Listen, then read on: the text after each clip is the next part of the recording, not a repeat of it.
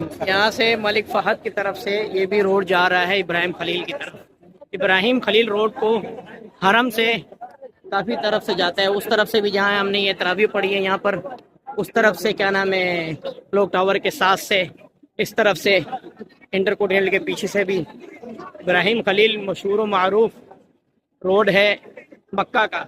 तो इसको काफ़ी जगहों से रास्ता जाता है। आप ये देखें रश माशाल्लाह, जिसे कबूतर चौक भी कहा जाता है। कबूतर चौक से पाकिस्तानी, इंडियन और बंगाली ज़्यादा जानते हैं। और जमजम न पिए तो ये हो नहीं सकता।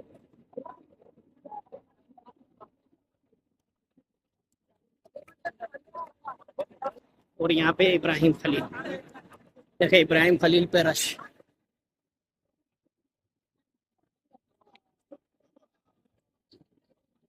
ये इस तरफ जा रही है मिसमिल्लाह